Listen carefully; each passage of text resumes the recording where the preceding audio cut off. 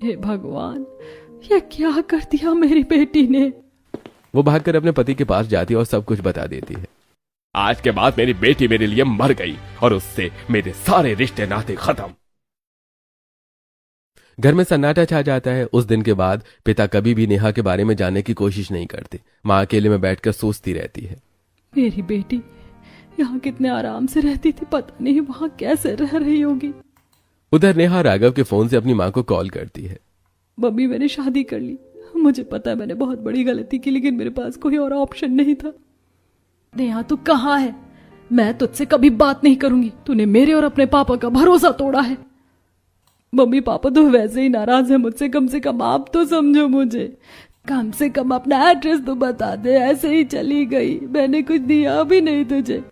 Mummy, मुझे बस आप लोगों का आशीर्वाद चाहिए और कुछ नहीं। वो हमेशा तेरे साथ है बेटा।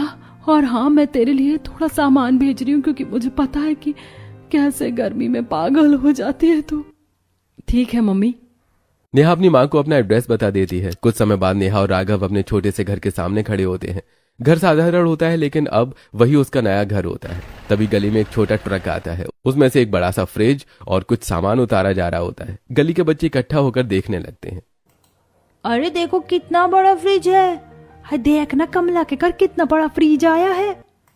उसी समय नेहा का गृह प्रवेश होता है। दरवाजे पर हल्दी और चावल की थाली रखी होती है। नेहा पैर रखकर अंदर आती है और पीछे वो बड़ा फ्रिज भी घर में रखा जा रहा होता है। इतना बड़ा फ्रिज? भाभी, हमने तो लाइफ में पहली बार इतना बड़ा फ्रिज देखा है। नेहा हल्की मुस्कान के साथ सब देखती है और फिर अपने सास ससुर के पैर छूती है। आशीर्वाद दीजिए। खुश रहो बेटा। हमेशा खुश रहो। घर छोटा होता है और हालात मुश्किल, लेकिन एक नई शुरुआत हो चुकी होती है। नेहा अपने ससुराल में आकर खुश तो होती है, लेकिन जैसे जैसे समय बीतता है उसे महसूस होने लगता है कि यहाँ वो आराम नहीं है जो उसके मायके में था। छोटा सा कमरा, गर्म हवा और फर्श पर बिछी पतली चटाई, सब कुछ उसके लिए नया और मुश्किल होता है। रात को नेहा फर्श पर चटाई पर लेटी होती है। पंखा धीमे धीमे से चल रहा होता है, लेकिन गर्मी कम नहीं होती। नेहा करवट बदलते बदलते सो जाती है। सुबह होते ही नेहा उठने की कोशिश करती है, लेकिन अचानक उसकी कमर अकड़ जाती है। क्या हुआ नेहा? तुम्हारी कमर में दर्द हो रहा है ना? नहीं नहीं, ऐसा कुछ नहीं है, मैं बिल्कुल ठीक हूँ। नेहा धीरे धीरे उठती है और खुद को संभालते हुए रसोई की तरफ चली जाती है। छोटी सी रसोई, मिट्टी का चूल्हा और पास में कुछ आलू रखे होते हैं। नेहा आलू उठाती है और सब्जी बनाना शुरू कर देती है। कुछ ही देर में वो पूरे परिवार के लिए खाना बना देती है। सब लोग खुशी खुशी खाना खा लेते हैं। शाम को रसोई में नेहा खड़ी होती है और चारों तरफ देखती है, लेकिन घर में कुछ भी बनाने के लिए नहीं होता। मम्मी जी, आज क्या बनाए? घर में तो कोई सब्जी नहीं है। बेटा, सुबह की जो सब्जी बची है ना, उसी को गरम कर लेते हैं, वही खा लेंगे। नेहा कुछ पल के लिए चुप हो जाती है, लेकिन फिर बिना कुछ बोले सब्जी गर्म करने लगती है। रात को जब सब खाने बैठते हैं, नेहा फ्रिज से सब्जी निकालती है। सब्जी एकदम ताजा लग रही होती है, न खराब न खट्टी। मम्मी, भाभी का फ्रिज तो कमाल का है, सब्जी भी खराब नहीं हुई है। इतना बड़ा और अच्छा फ्रिज तो हमने पहली बार देखा है। हाँ बेटा, आप चुपचाप खाना खा ले। सच में, जब से ये फ्रिज आया है सब्जियां खराब ही नहीं होती। पापा जी, ये फ्रिज सब्जियों को खराब नहीं होने देता और इसमें रखने से खाने में कोई केमिकल भी नहीं आता। धीरे धीरे पूरे मोहल्ले में नेहा के फ्रिज की चर्चा होने लगती है। कुछ पड़ोसी बिना पूछे ही घर आ जाते हैं और सीधे फ्रिज खोलकर अपनी सब्जियां रख जाते हैं। नेहा ये सब देखती है और उसे अंदर ही अंदर गुस्सा आने लगता है। मम्मी जी, ये लोग बिना पूछे हमारा फ्रिज खोलकर कुछ भी रख जाते हैं, मुझे अच्छा नहीं लगता। कोई बात नहीं बेटा, आज के बाद ऐसा ना हो, मैं सबको मना कर दूंगी। सब हमसे पूछ कर ही सब्जी रखेंगे। अगले दिन एक औरत घर में आती है और सीधे फ्रिज खोलने लगती है। बहन जी, अब आपको जो भी रखना हो पहले हमसे बता दिया करो, हम रख देंगे। अच्छा ठीक है। घर के बाहर दो औरतें खड़ी होकर आपस में बातें कर रही होती हैं। अरे, ये गांव में पहली बार है जो कोई इतना बड़ा फ्रिज लेकर आया है। हाँ सही कह रही हो, इसके आने से तो हमें भी राहत मिल गई है। घर के अंदर नेहा खड़ी होकर ये सब सुन रही होती है। उसके चेहरे पर हल्की मुस्कान होती है। अगर ये फ्रिज सबकी मदद करता है तो क्यों ना इसे कुछ बड़ा बनाया जाए। अगले दिन सुबह कमला देवी के घर के बाहर हलचल बढ़ गई थी। अब पड़ोस की औरतें बिना पूछे नहीं बल्कि इजाजत लेकर अपनी सब्जियां रखने आने लगी होती हैं। कमला जी, हमारी सब्जी रख लो अपने फ्रिज में। हाँ बहन जी, लाओ। वो औरत आराम से फ्रिज में अपनी सब्जी रखती है और धन्यवाद कहकर चली जाती है। थोड़ी देर बाद दूसरी औरत भी अपनी सब्जी लेकर आती है। कमला जी, मेरी भी रख लो, शाम को आकर ले जाऊंगी। हाँ हाँ बहन, लाओ। धीरे धीरे से ये रोज का सिलसिला बन जाता है और शाम को सभी औरतें अपनी अपनी सब्जियां लेने आने लगती हैं। मम्मी, अब तो हमारी भी मोहल्ले में इज्जत बढ़ गई है जब से ये फ्रिज आया है। कोई ना कोई घर आता ही रहता है। तुझे तो बस मजाक ही सूझता रहता है। फ्रिज से घर वालों को भी थोड़ा फायदा दिख रहा होता है। सबको सुकून मिल रहा होता है। ठंडा पानी और खाना भी खराब नहीं होता, थोड़ी राहत तो मिल जाती है। सामने एक बड़ी कोठी जैसा घर होता है, वहां रहने वाली औरत कमला के घर को तिरछी नजर से देख रही होती है। वो धीरे धीरे कमला के पास आती है। कमला, एक फ्रिज से क्या हो गया? मोहल्ले में तेरी कोई इज्जत नहीं बढ़ गई है? कमला चुपचाप सुनती रहती है। घर तो तेरा अभी भी झोपड़ी जैसा ही और इतना बड़ा फ्रिज रख लिया है, पैसे कहाँ से देगी इसके? अगर एक बार भी खराब हो गया ना तो 50,000 का चूना लग जाएगा। कमला कुछ नहीं कहती, बस चुपचाप अंदर चली जाती है। उसके चेहरे पर हल्की चिंता साफ दिखाई दे रही थी। घर के अंदर नेहा पूरे दिन काम करती रहती है। गर्मी इतनी ज्यादा होती है कि उसके चेहरे से पसीना लगातार बह रहा होता है। चेहरा लाल पड़ गया होता है। उसकी कमर पर घमौरियां निकल आई होती हैं। दर्द और जलन के बावजूद वो बिना शिकायत काम करती रहती है। रात को नेहा चटाई पर लेटी होती है। राघव उसके पास बैठा होता है और उसकी कमर पर पाउडर लगा रहा होता है। नेहा, मैंने तुमसे कहा था ना, मुझसे शादी मत करो, किसी अमीर लड़के से कर लो। देखो मेरे चक्कर में तुम्हें कितनी परेशानियां झेलनी पड़ रही हैं। वो नेहा की कमर की तरफ देखता है। ये देखो कितने दाने निकल आए हैं। कोई बात नहीं, आप बस पाउडर लगा दो। और आप ही मेरे पति हो, ऐसी बातें मत किया करो। आप ही मेरा पहला और आखिरी प्यार हो। तुम्हारी ये जिद एक दिन हमें ले डूबेगी। हाँ, मेरी एक जिद तो काम कर गई और हमारी शादी हो गई। अब एक और जिद करनी पड़ेगी। क्या? और वैसे भी मुझे अपने पति के साथ सूखी रोटी मंजूर है। राघव उसे देखता रह जाता है। उसके चेहरे पर दर्द भी होता है और गर्व भी। अगले दिन दोपहर को पूरा परिवार फर्श पर चटाई बिछाकर बैठा होता है। गर्मी इतनी तेज होती है कि पंखा भी जैसे बेअसर लग रहा होता है। सबके चेहरे पसीने से भीगे हुए होते हैं। भाभी, आप तो इतने अमीर घर से हो, फ्रिज के साथ साथ एक एसी भी ले आती तो हमारी भी गर्मियां आराम से कट जाती। न्याय ये सुनते ही कुछ पल के लिए चुप हो जाती है। उसकी आंखों में हल्का सा दर्द दिखता है और वो बिना कुछ बोले अचानक उठकर बाहर चली जाती है। कमला देवी तुरंत रिया को गुस्से से घूरती है। रिया, तुझे जरा भी तमीज नहीं है बोलने की? मम्मी, मैंने तो बस। तुझे पता भी है तेरी भाभी किन हालात से गुजर रही है? उसके अपने घर वाले उससे बात तक नहीं करते और तूने ऐसी बात करने की सोची भी कैसे? रिया सिर झुका लेती है। बेटा, हम गरीब जरूर है लेकिन हम लालची नहीं, और याद रखना बोलने से पहले 100 बार सोचना चाहिए। मम्मी सॉरी, मैंने तो मजाक में कह दिया था। मुझे क्या पता था भाभी को इतना बुरा लग जाएगा। नेहा घर के बाहर गेट के पास खड़ी होती है। उसकी आंखों में आंसू होते हैं लेकिन वो अंदर की सारी बातें सुन रही होती है। कमला की बातों से नेहा के चेहरे पर हल्की सी मुस्कान आ जाती है। हम गरीब जरूर है लेकिन इज्जत की रोटी खाते हैं, किसी के आगे हाथ नहीं फैलाते हैं। कितनी अच्छी बात है। मेरा ससुराल बहुत ईमानदार है। आजकल ये चीज बहुत कम लोगों में होती है। गरीबी में लोग क्या क्या नहीं करते, लेकिन ये लोग इतने अच्छे हैं। अब मुझे कुछ करना ही होगा, इस घर की गरीबी दूर करनी होगी। मुझे अपना बिजनेस माइंड चलाना होगा, तभी कुछ बदल सकता है। नेहा धीरे धीरे सोचते हुए गली की तरफ देखती है जहां रोज लोग अपने अपने बर्तन लेकर फ्रिज में सब्जी रखने आते हैं। उसे एक एक सीन याद आने लगता है। औरतें सब्जी लेकर आती हैं, फ्रिज में रखती हैं, शाम को वापस ले जाती हैं। अचानक नेहा की आंखें चमक उठती हैं। अगर आप लोग अपने सामान के लिए फ्रिज ढूंढ रहे हैं तो क्यों ना मैं इसे काम बना दूं। मैं पैसे लेकर सबकी सब्जियां और पानी फ्रिज में रखूंगी और यही मेरा छोटा सा बिजनेस होगा। अगले दिन सुबह नेहा पूरे आत्मविश्वास के साथ राघव के पास आती है। उसके चेहरे पर एक नया प्लान साफ दिखाई दे रहा होता है। राघव, आप इस फ्रिज को बाहर लगा दो। बाहर लगा तो दूंगा, लेकिन तुम क्या करने वाली हो? अब आप देखते जाओ, कुछ ना कुछ तो करूंगी ही। राघव फ्रिज को घर के बाहर दरवाजे के पास रख देता है। नेहा उसके बगल में एक छोटा सा बोर्ड लगा देती है। बोर्ड पर लिखा होता है पानी की बोतल 10 रुपए, सब्जी रखने का चार्ज 10 रुपए, लस्सी 10 रुपए। नेहा घर में लस्सी बनाती है, उसे मिट्टी के कुल्हड़ों में भरकर फ्रिज में रख देती है।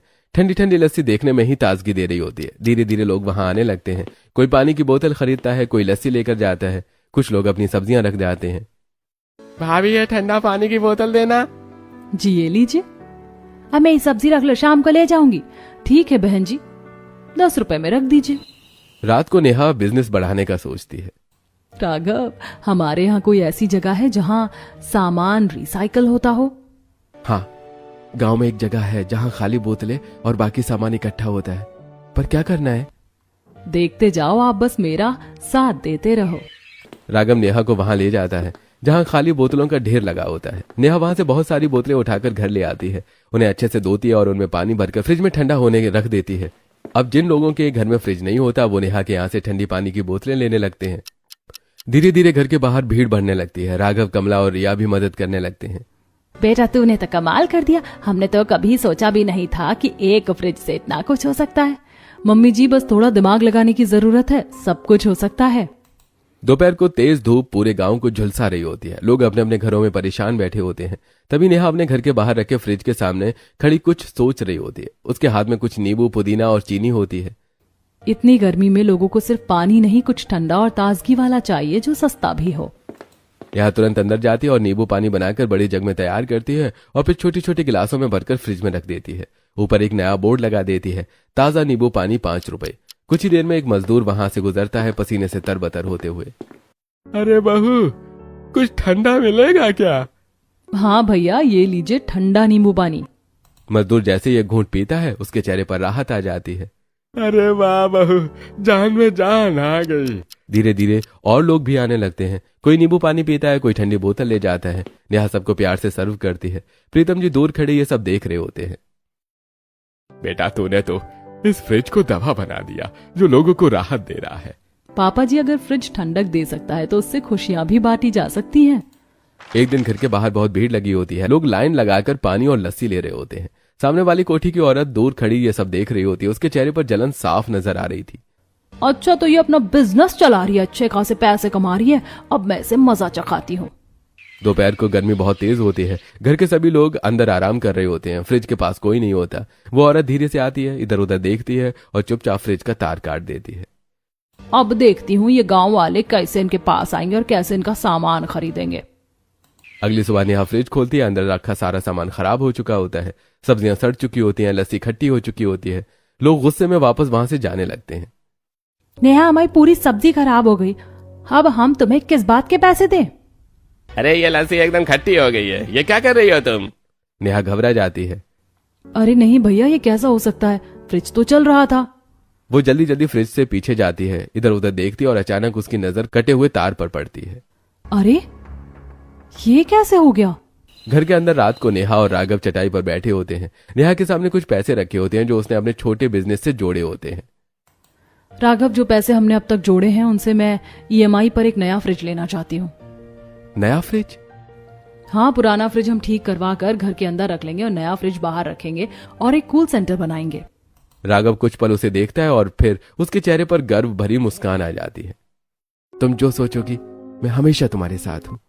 कुछ दिन के बाद एक नया चमचमाता फ्रिज घर के बाहर लगाया जाता है। ऊपर एक बोर्ड टंगा होता है, नेहा कूल सेंटर। अब वहां सिर्फ पानी नहीं बल्कि ठंडी पानी की बोतल, लस्सी, दही, दूध, बर्फ, आइसक्रीम सब कुछ मिलने लगता है। पूरा गांव अब वहीं से ठंडी चीजें लेने आता है। घर के बाहर भीड़ लगी रहती है। नेहा और पूरा परिवार मिलकर काम संभालते हैं।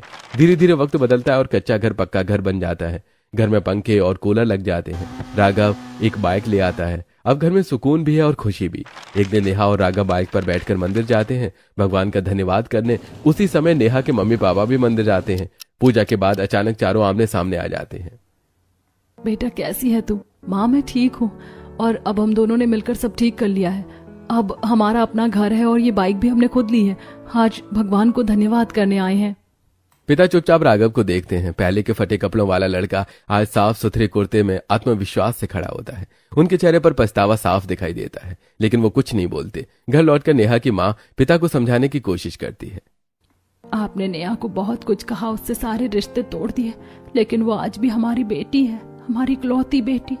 उसने कितनी मेहनत से इतना सब कुछ हासिल कर लिया है। क्या आप उसे आशीर्वाद नहीं दोगे? अरे उसे खुद से दूर करके मैं भी एक रात चैन से नहीं सो पाया हूँ। पिता की आंखों में आंसू आ जाते हैं। अगले दिन पिता ढेर सारे गिफ्ट लेकर नेहा के घर पहुंचते हैं। अब नेहा एक अच्छे पक्के मकान में रहती है और बाहर उसका नेहा कूल सेंटर चल रहा होता है। नेहा एक बच्चे को पानी की बोतल दे रही होती है। तभी उसकी नजर अपने पापा पर पड़ती है। उसकी आंखों में आंसू भर आते हैं। पापा, आप? नेहा दौड़कर पापा के गले लग जाती है। बेटा, मुझे माफ कर दे, मैंने तेरा साथ नहीं दिया। मेरी इकलौती बेटी थी तू और मैंने तेरे साथ बहुत गलत किया। पापा, आपने हमारे रिश्ते को अपना लिया, मेरे लिए इससे बड़ी कोई बात नहीं। राघव पास खड़ा होता है। वो आगे बढ़कर पिता के पैर छूता है। बेटा, मेरी बेटी को तुमसे ज्यादा खुश कोई नहीं रख सकता। अब सब कुछ बदल चुका होता है। नेहा का बिजनेस भी बहुत अच्छा चल रहा होता है और परिवार में खुशियां लौट आई होती हैं। पूरा परिवार एक साथ बैठा होता है। AC चल रहा होता है और सबके चेहरे पर सुकून होता है। कहाँ हम झोपड़ी में रहते थे और आज इतने अच्छे घर में। नेहा बेटी ने तो हमारी जिंदगी ही बदल दी। अगर ये हमारी जिंदगी में ना आती तो हम आज भी गरीब ही होते। ये हमारे घर की असली लक्ष्मी